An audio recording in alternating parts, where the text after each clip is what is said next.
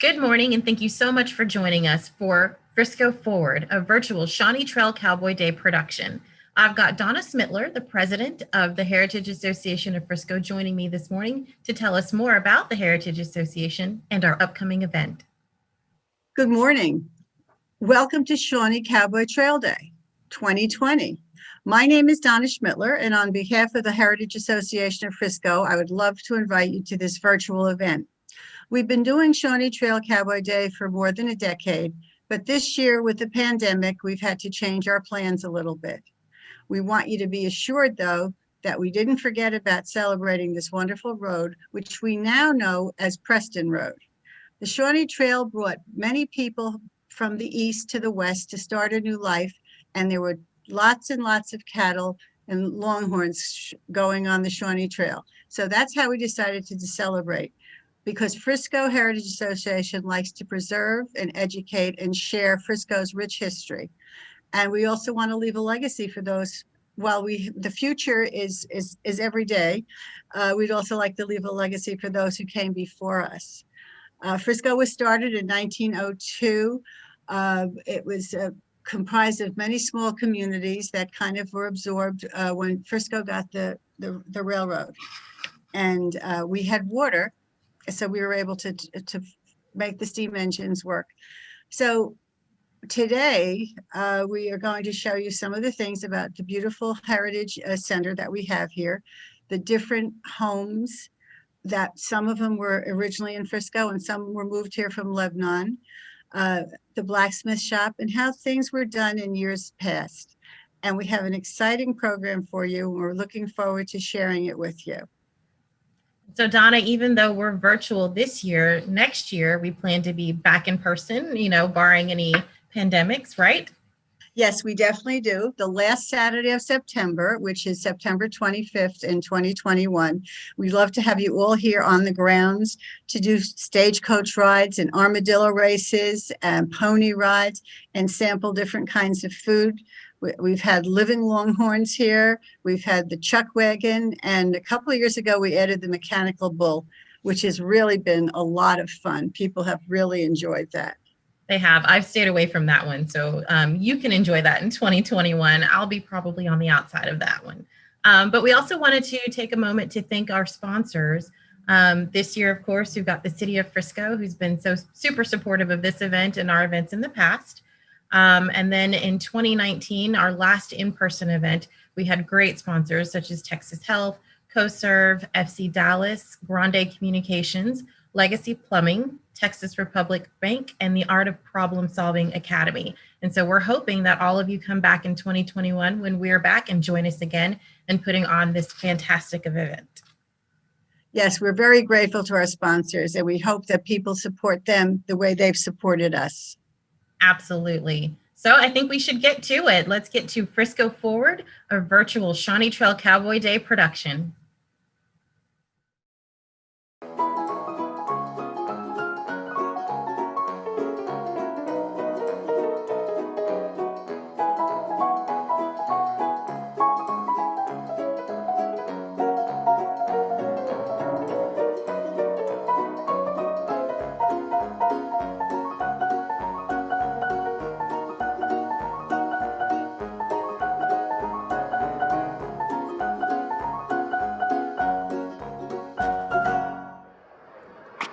Well, howdy.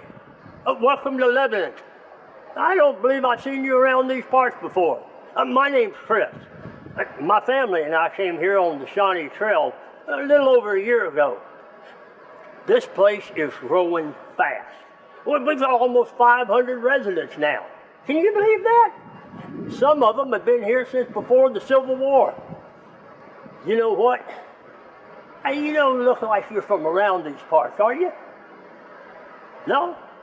Well, hey, listen, I'm heading over to the Quinsonberry grocery store to pick up some milk for Miss Kosher and her daughters. And just between you and me, I'm going to pick me up one of them strawberry soda pops. Nothing better than a cold drink on a hot day. Why don't you come with me? Come on, I'll show you the way. Did you do that? What in tarnation? What is this, some kind of armadillo or something? Who is this Wilson fella?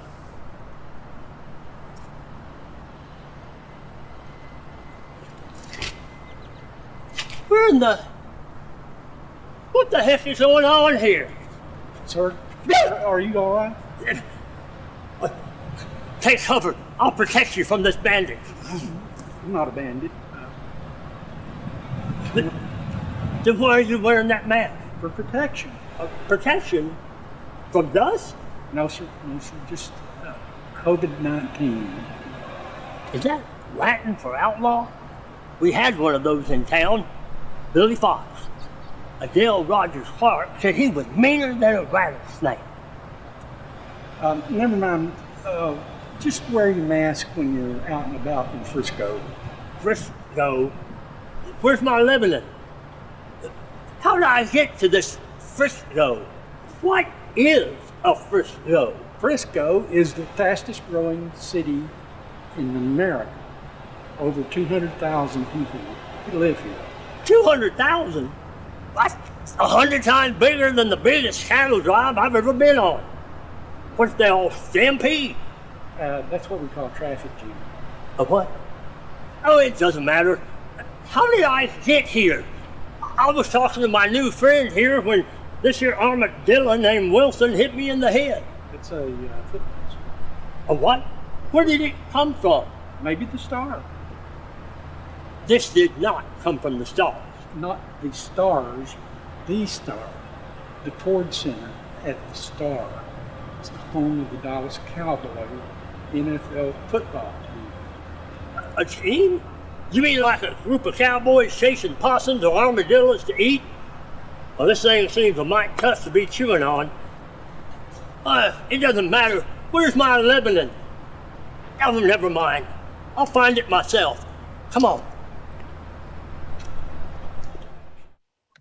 Donna, we just heard Cowboy Chris get a quick lesson in Frisco now and then. When we first meet Chris, he's heading to get a strawberry soda pop from Quisenberry's, a store in Lebanon.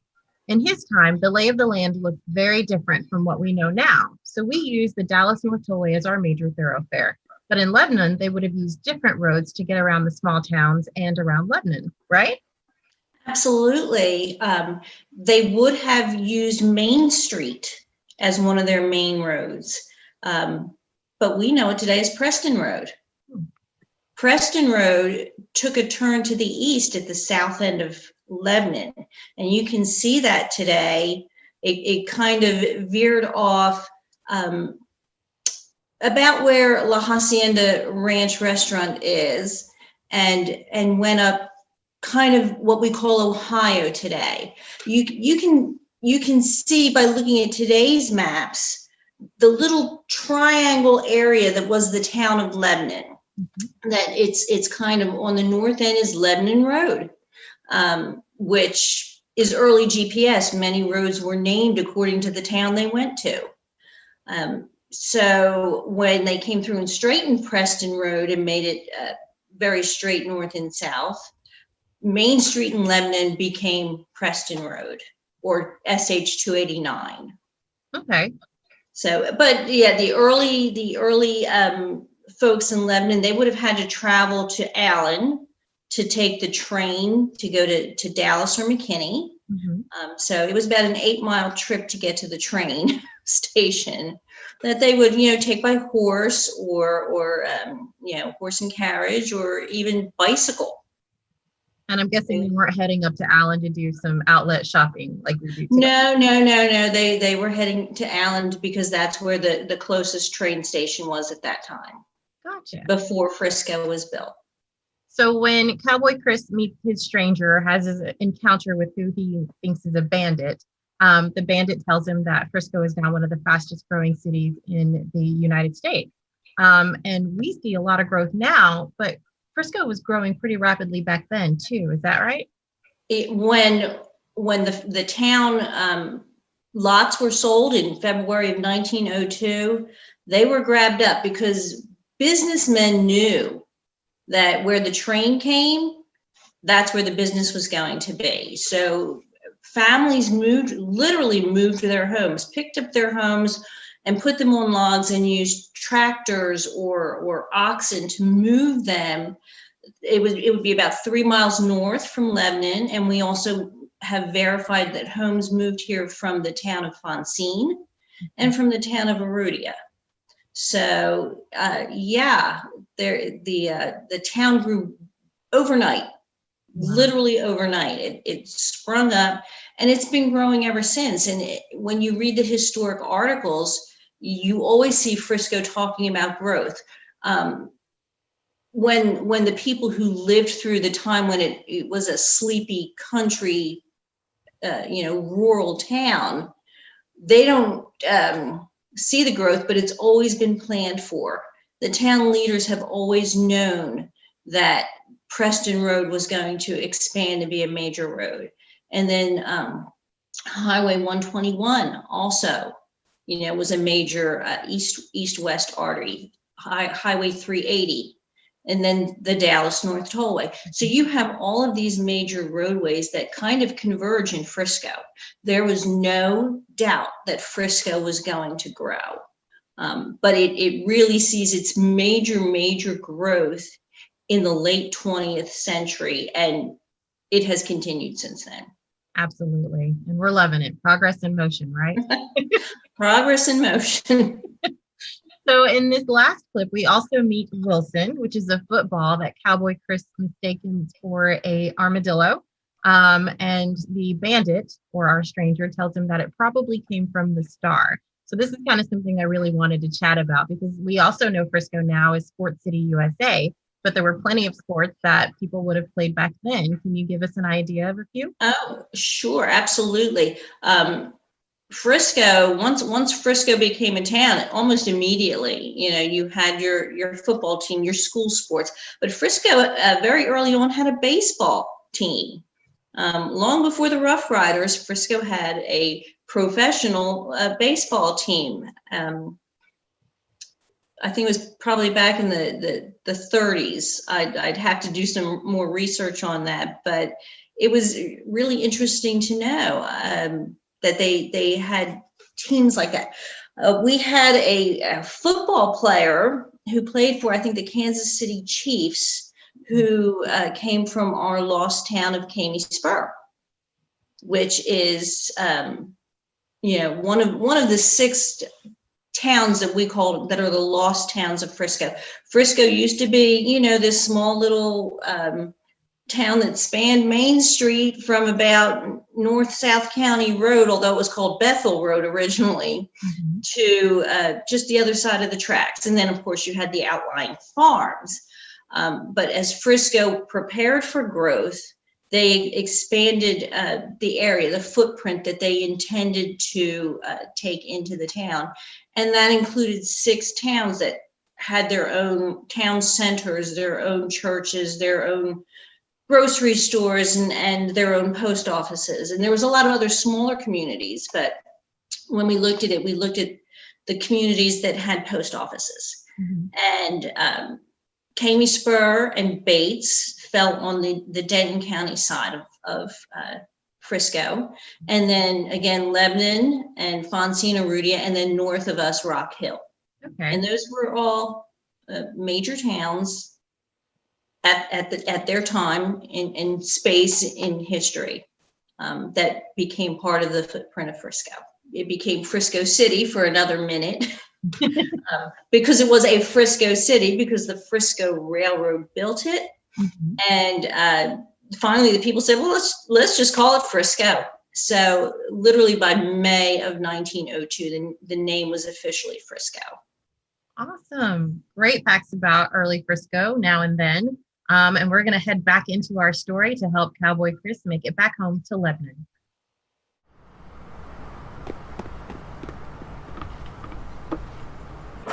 Nanny, you'll never guess what this strange-looking bandit told me. Well, who are you? Where's Nanny? Oh no. What if Nanny got stuck in this Frisco too? Who are you? This is Nanny's house, but she no longer lives here. It's part of the Frisco Heritage Village. We're docents. We work for the museum behind the village. We tell people about the history of Frisco and Lebanon. But I'm not history. I'm right here. Calm down, just sit down. We'll all figure this out together. Now, I assume you remember the history of Frisco and Lebanon? Well, those towns are gone. They were lost towns. Fonsine, Rudia, Rock Hill, Caney, they all went away when Frisco had the train to come through. When the train came through, the people in Lebanon wanted to move closer to the train. Some of them actually picked up their houses and rolled them on logs all the way to Frisco and moved here.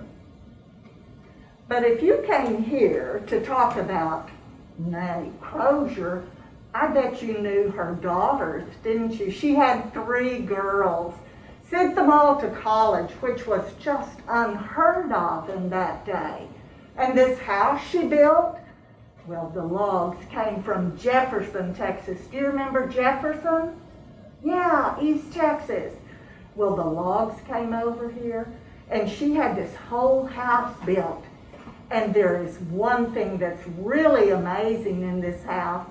It's the 7th banister. It's upside down. And do you know why? That kept the ghost upstairs from out of upstairs so they couldn't go up when we were sleeping. It was a wonderful story.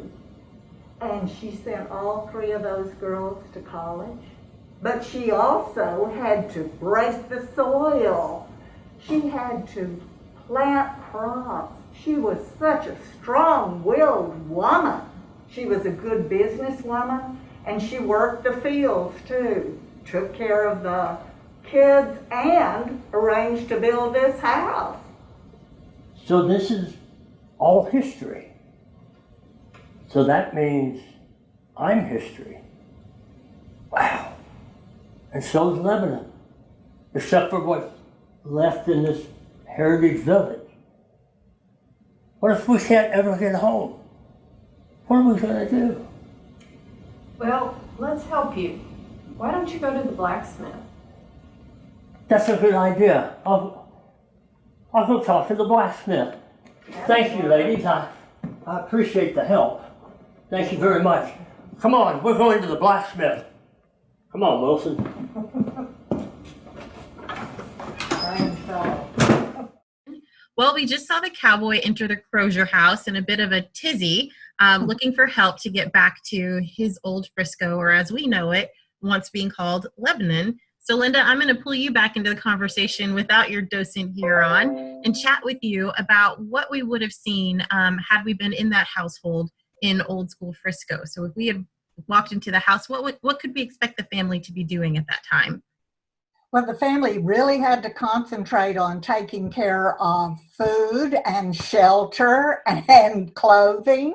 And so you might have seen them working out in the garden, trying to grow some plants or harvest the plants or hoe the weeds out of the garden. You might have seen them spinning. You might have seen them sewing. And these were things that you could do at night. Sometimes they didn't have lights, so they might have been making candles and, stuffing hair in a mattress or feathers in a mattress or something like that. They had so many things to do. They had no leisure time at all. Oh, wow. It's kind of like what we're going through right now, being stuck in the house during the pandemic. So tell me a little bit about the family dynamic back then, because now we know, as kids hit age 18, they go off to school, off to college, and, they may see their parents whenever they need their laundry done or something to that effect. But what would the family dynamic look like back then?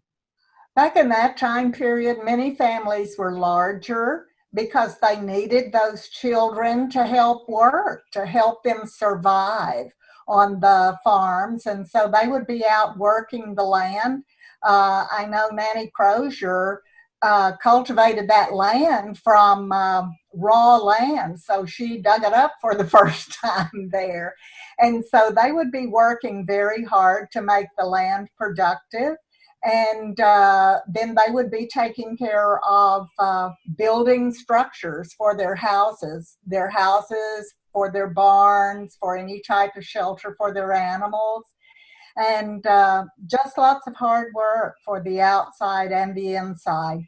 The women would have also been preserving food for the winter months when they couldn't have access to that garden. Mm-hmm. And people generally stayed in the area. Most of them stayed on that farm or built a farm nearby, took up residence nearby. We didn't have a lot of people running off to the big cities in those days. Okay. And so when you were speaking with the cowboy, you kind of mentioned Nanny's story and the story of her daughters, and that they were a little different in terms of what women were like back then, because they all did go to school. That's true. They did. They all went to college, actually, not just regular school, but they had advanced degrees. Well, 2 of them did. 1 didn't make it, but 2 of them did have advanced degrees, which was quite unusual. Even there were many colleges in our United States that didn't even admit women until the 1960s, if you can believe that. But a lot of the prestigious colleges back east didn't admit women. And so for her girls to be educated was quite unusual. That's amazing. A truly remarkable woman. They sound like it, and it's kind of cool to kind of hear their story, just as we know a lot of our students have packed up and gone off to college, whether that be virtual these days or whether it's in person. So thank you so much, Linda. I appreciate that. You're welcome. Thank you. Linda had some great insight into the lives of early settlers in the area. Now let's check back in with Cowboy Chris and his search for Lebanon.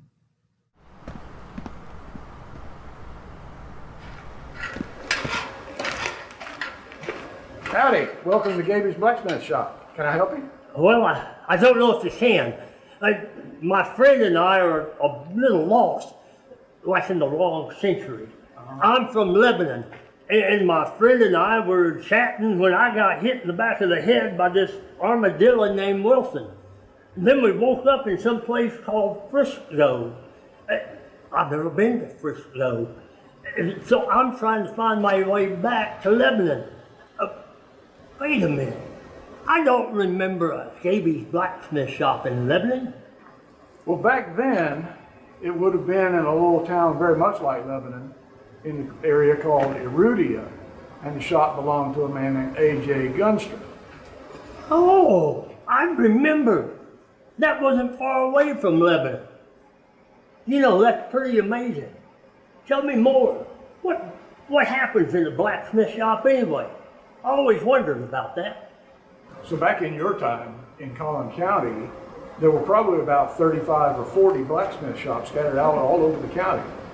Gaby's, this shop was started in 1932 here in Frisco, and then, 20 years ago, I think they rebuilt it here with some of the original equipment. That's the original anvil from the shop. Really? The forge is very much like the forge that was there in 1932. The old drill press there on the wall is from that shop. And this is a recreation based on the memories of some of the local Frisco men. But blacksmithing is basically the same. It has been for almost 4,000 years. You have to have a forge to heat metal. You have to have an anvil that's your working surface. And you have to have an air supply to provide air. And usually there's a vise somewhere in the blacksmith shop that clamps his work. And but as I said, blacksmithing is basically the same as it was 3,000 years ago. We're still doing it today. I never realized that. Huh. And Gaby's, no wonder I didn't know they were in Lebanon. They weren't even started till I was an old fellow. In fact, 1932? Yeah. Oh my goodness, I was dead by then. Oh, I sure do miss our little village. That was a great story, but I don't think it's going to help. I think it's hopeless. Well, nothing's impossible in Frisco. I mean, you'd be amazed at the things this community has accomplished in the last few years. I've got an idea. Why don't you check in over at the schoolhouse? They've got all kinds of historical material and maps and things they can tell you that might help you get back where you're supposed to be. I bet they'll have the answer. I appreciate that. You're welcome. Thank you, my friend. Come on, let's go to the schoolhouse. Tough break for Cowboy Chris. I really thought he was going to be able to find his way home with help from the blacksmith at Gaby's, but it doesn't look like that was quite so. So joining me now, I've got Karen Mooney, one of the docents from the Frisco Heritage Museum, and we're going to chat a little bit about what other jobs we might see back in Frisco or early Lebanon at that time. So Karen, any other job ideas come to mind? Well, there were several jobs. Most people were farmers. But as Frisco started to grow and there were more and more things like stores that were being built, we had merchants that would run those stores. We had a barber shop and a beauty parlor, so people would work there. We had a bank, so there were bankers and tellers and people that took care of the money. And of course, there was a post office. You always had to have a post office. So somebody who would get the mail and distribute it to people. And then, of course, in Frisco, the biggest crop was the cotton. So we had to have a cotton gin. So there was a big cotton gin, and many people would work there and help process the cotton. And of course, very important, we had a school. So there were teachers or a teacher, depending on the time. So not a lot different than today. We also had city government then. So there was a mayor. And depending on when the time was, there was a fire station or maybe some volunteer firemen or policemen. So not a lot different other than a lot of farmers that we don't have so much of today. Nice. That's pretty interesting. So tell me, Karen, if you could pick any job in Old Frisco to do, what would be your choice? Well, let's see. I think I would probably like to be a farmer's wife. Which a lot of the women were in those days. I think it would be very interesting to run a farm, take care of the animals, grow the crops, and see how families interacted in those times. Sounds like a cool position. Yeah. I think since you mentioned it, I'd want to be a volunteer firefighter because Lord knows I probably couldn't be a firefighter today. Yeah. Thank you so much, Karen. We're going to jump back into our story and see how Cowboy Chris is faring. I think he's actually headed to the schoolhouse next. Okay, good luck. Hello? Anybody here? Young man, use your indoor voice. This is a schoolhouse. I'm sorry, ma'am. I thought you were one of them docents, but you look like a good old-fashioned teacher, at least ones I remember. Well, yes, I am a docent, but that's no reason for all this commotion. Now, how can I help you? I'm sorry, ma'am. My friend and I are lost, and I thought maybe you could help us. We're from Lebanon, and we're trying to find our way home, at least our time. Lebanon? Yes, you are far from home. But this school should remind you of one that you're very familiar with. Yes, ma'am, it is. Ma'am, I have a question. What with you being a teacher and everything, what is Frisco? It's pronounced Frisco, and it's one of the fastest growing cities in America. It was named for the St. Louis-San Francisco Railroad that was built here in 1902, just 3 miles west of Lebanon. The railroad engineers reasoned that when rain fell down the ridge, they could collect it here at a lower spot and even have a lake, plenty of water to fill up their steam engines. So the people in Lebanon thought, well, if the train won't come to us, we'll go to the train. So they put logs under their houses, tied ropes to the logs, and had steam engines and mules pull the ropes and roll the logs and just moved their businesses and houses here to be near the train. Everybody loved that train. They were no longer isolated on the prairie. They were connected to the world. And we even had wonderful schools starting in 1902, some of the finest in the country. Today we have 43 elementary schools, 17 middle schools, 11 high schools, 3 special schools, and we're building more every year. We have 60,000 students now. Wow. That's a lot of schoolhouses and brain power. Ma'am, do you think one of them FISD students could help us get home? Well, I don't know. But whenever the residents of Frisco have a problem, we go to our city council or the mayor for help. The mayor?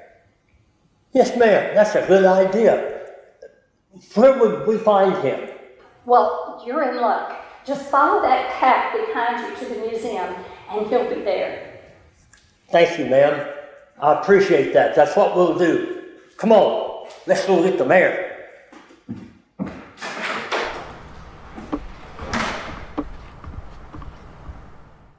We just saw Cowboy Chris getting schooled by Catherine Fowler, one of our amazing docents at the Frisco Heritage Museum. Catherine is joining us now to tell us more about education in Frisco about 100 years ago. You'll recognize her from the schoolhouse in our story. And when the cowboy happened upon you, he was making a little bit of a ruckus and you got to ring the bell on him. He was way too rowdy for inside of a one-room school. Of course he was. And so you put him right in line.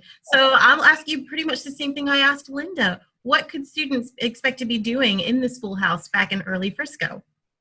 Well, they would come in a girls' line and a boys' line. And the younger students would sit up front in the classroom. The older students would sit in the larger desk near the back of the classroom. They would, first thing they would do would be hang up their hats and coats and gloves on pegs at the back of the room.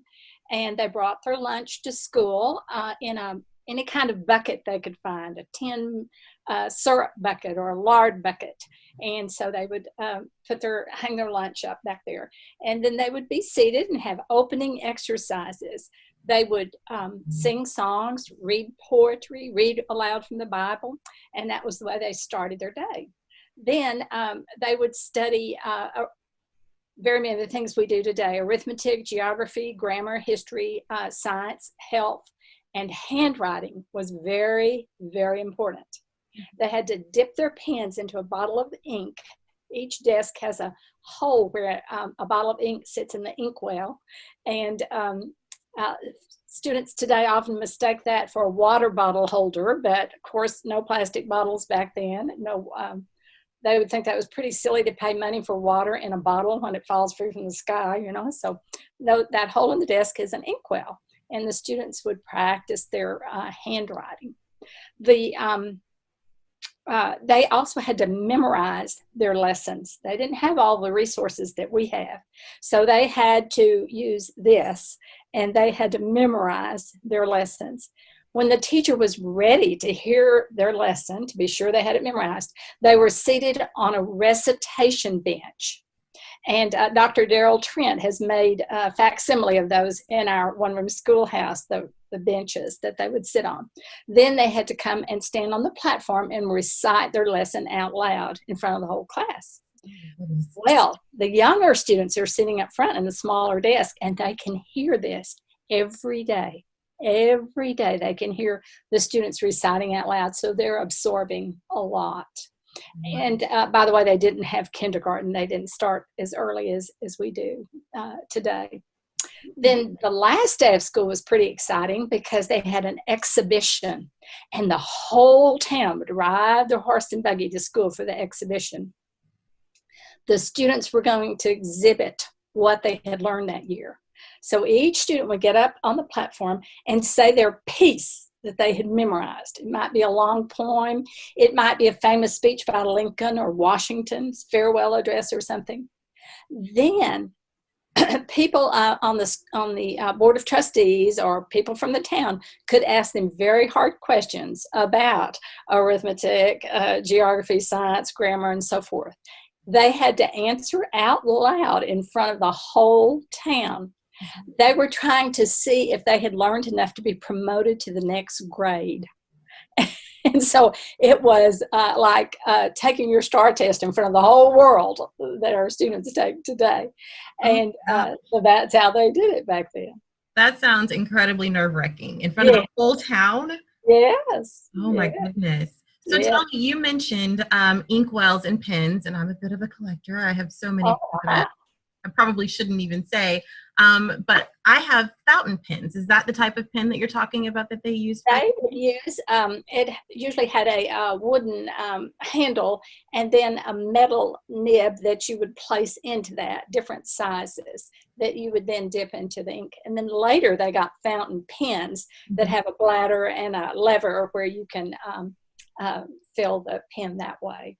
But this is certainly after the time of quills and feathers. They did have pens with metal points on them. Wow. So what other type of instruments did they use back then that we don't see around in the classroom today? Well, students often ask if they had what kind of book bags they had. Well, Yeah. they didn't have backpacks.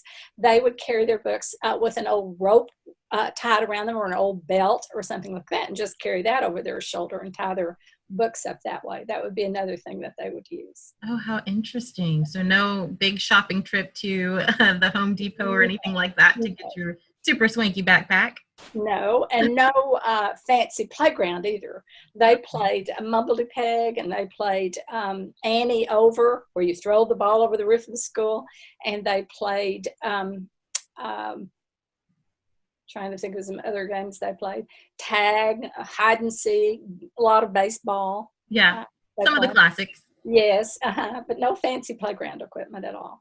Wow. Well, it still sounds like they learned a lot. Of course, they had to because they were going to be put on display, but they still had such a full day as students. That's amazing. But they thought it was a privilege to go to school. You'd a whole lot rather be in school studying than out working in those hot fields any day. So it was a great privilege to go to school and get your education.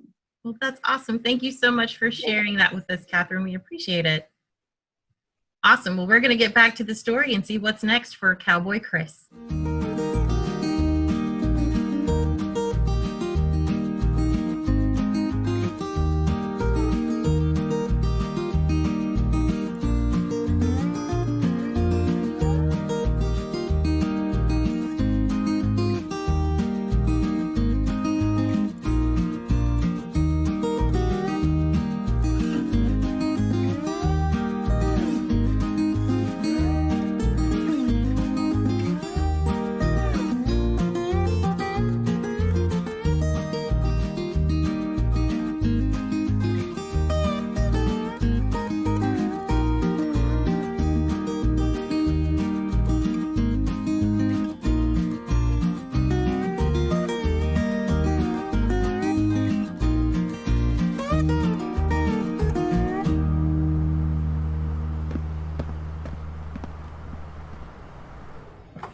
Howdy there. Well, howdy. You must be the mayor of Frisco. Well, I've been looking for you. My name is Chris, and my friend and I are lost, and we thought maybe you could help us find our way home. Well, nice to meet you, Chris. Yes, my name is Jeff Shawnee. I'm the mayor of Frisco, and so you're lost looking to get home. Yes, sir. Where is that? Can you show me here on the map? Yeah. Wow. Is all of that Frisco? I'm from Lebanon. From what the school teacher told me, it was here before all of this was built. That's crazy, isn't it? She's right. You know, today is Shawnee Trail Cowboy Day here in Frisco, and it's been known for some magical things to happen. Maybe if I read today's proclamation, that will help get you home. And it reads, whereas every year on the last Saturday in September, the Heritage Association of Frisco hosts Shawnee Trail Cowboy Day at the Frisco Heritage Center, a fun, family-friendly event that celebrates a time in our community's history when the old Shawnee Trail, later become Preston Trail, was a major route for cattle drives and pioneers traveling through the area.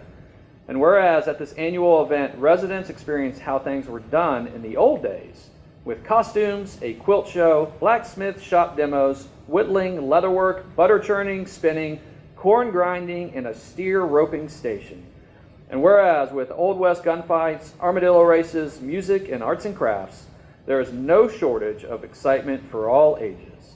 And whereas it is now appropriate for the City of Frisco to recognize the efforts of the Heritage Association, along with their corporate sponsors, and the countless hours of hard work by their volunteers in orchestrating a spectacular community event, and thank them for their continued dedication to preserving and presenting North Texas history, Now therefore I, Jeff Shawnee, Mayor of the City of Frisco, Texas, do hereby proclaim September 26th, 2020 as Shawnee Trail Cowboy Day. Yeah. Thanks for trying there, Mayor. Come on. Oh, Chris, don't forget your armadillo.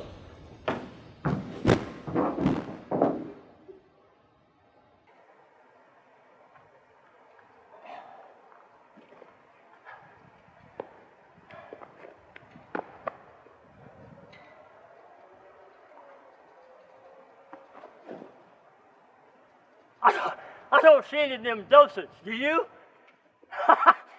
We're home! Yeah! We made it! Wow! That was the craziest dream I've ever had.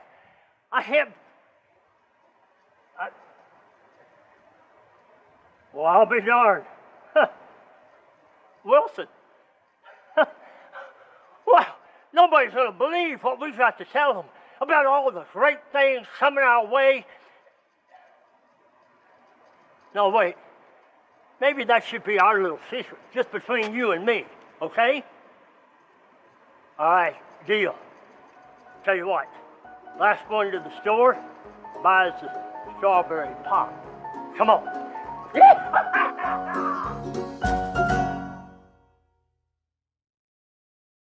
So it looks like we were able to get Chris home. Thankfully, he's back in Lebanon. So Donna, why don't you give us a deeper history of the Heritage Association of Frisco? Well, the Heritage Association of Frisco was founded in 1999. There were some residents who were having lunch at La Hacienda, and they looked across the street of Preston Road, which used to be Shawnee Trail, and they saw buildings being destroyed or demolished. And that is part of progress, but they said, we need to preserve some of our history. And Sharon Weinberg, Linda Sutton, and Dr. Pink and Bob Warren, who were all very instrumental in putting this together, kind of got a committee and reached out to people in the community to try and make the Heritage Association of Frisco a reality. And so we celebrated, in 2019, we celebrated our 20th anniversary. And in the process, 10 years ago, in 2009, again, with the help of the Heritage Association and the City of Frisco and many, many people, the museum became a reality. And the museum is something that it's a hidden jewel of Frisco. It tells all about North Texas history. During the normal times of the year, when we're not in a pandemic, there are tours done there with all the fourth graders from Frisco ISD, and then various other schools come and do that. And they see what life was like back in the day, about the train and how to pick cotton and how to be a rancher. And we've had some really, really wonderful exhibits here. And at the present time, the Heritage Museum has the Vaqueros. It's a compilation of 46 black and white photographs taken by Bill Whitliff, and it celebrates the vaquero who was the original cowboy. And that was, the museum has gotten that through Humanities Texas, and it's here until October 10th, particularly to coincide with Shawnee Trail Cowboy Day. So we hope that you come and take advantage of that. Now, during the regular course of the year, the Heritage Association normally has at least 3 Saturday morning lectures where we have people come in and talk about various parts of history in North Texas and Frisco and in North Texas. And there's usually a nice little light breakfast as a complimentary breakfast before the program begins. The third Sunday of the month, we have a program called, very aptly, Third Sunday, and it's activities and things for family and friends. Sometimes we have some animals, petting zoo. We always have arts and crafts. Sometimes there's music in the chapel, either singing or musical performances. The blacksmiths do demonstrations, and they're especially wonderful. The young children love to see what's going on, and they usually make them a little memento or something to take home. So Third Sunday has been very popular, and many people are wondering what's going to happen this year. We normally, in November, Third Sunday, the mayor comes and pardons the turkey. So he lives another year. He doesn't have to be on the holiday Thanksgiving table. So we're going to see if we can do something, if not in person, definitely virtual. And then in December, we normally celebrate Christmas with Mr. and Mrs. Claus. So again, these are things we're thinking about. We don't know what's going to happen. But once we're back and we have, I hate to use the term the new normal, but I've been hearing that a lot lately. So I know between pivot and virtual, I'm getting tired of these expressions. But in an abundance of caution, we decided that this was what we had to do. And we're so grateful that you came to join us. And we will be very careful in planning what we do in the future. But we hope to see you take advantage of the tours, especially on third Sunday. The museum is open and all the houses are open with docents. And right now, I know that the museum is planning some Saturday morning tours, walking tours through the different buildings. And in October, they have classes at Gaby's Blacksmith Shop. They have some for adults and some for children. So please check the website for the Heritage Museum for those activities. And please check our website to see what we're doing. And thank you so much again for visiting with us. I hope you enjoyed it. We would love to have some new members. If you check our website, find out more about us. There's a donation button if you feel like you'd like to donate. We're always open to that, and we would put your money to good use. And also there's membership information. So please consider joining us. Again, we're very grateful for your attendance. We hope you enjoyed it. And someday you might see an armadillo named Wilson. Who knows? That would be something. Thank you so much for joining me, Donna. We want to leave you with some of the more amusing moments that didn't make the cut. We all need a laugh in 2020. Take care of each other, and we hope to see you in person next year for Shawnee Trail Cowboy Day 2021. We all need a laugh in 2020. Oh, we have some bloopers. Yeah. I don't know where he got these bloopers from, so I'm very interested to see. Everything they cooked had to be cooked from scratch. Oh, yes. Oh, Myra, you have to go out and wring the chicken's neck. I can remember my mother doing that. I know. We made chickens and she would wring their neck. Yeah. That is not on the menu at McDonald's. Nothing better than cold drinks on a hot day. Won't you come with me? Come on, I'll show you the way.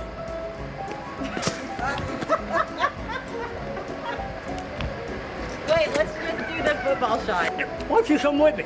Come on, I'll show you the way.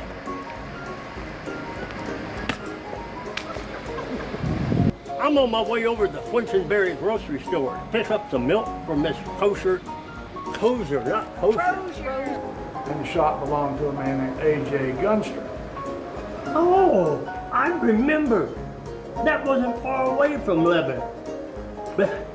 And then I just forgot my rest of that line. Going on. Come on. Now come on. I'll show you the way. So near yet so far. Come on. I'll show you the way. We tell people about the history of Frisco and Lebanon.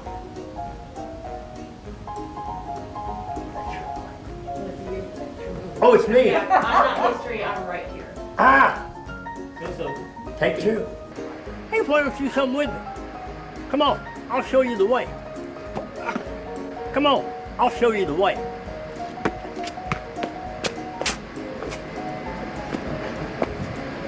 Is that where you... Dang it! Crazy, isn't it? She's right.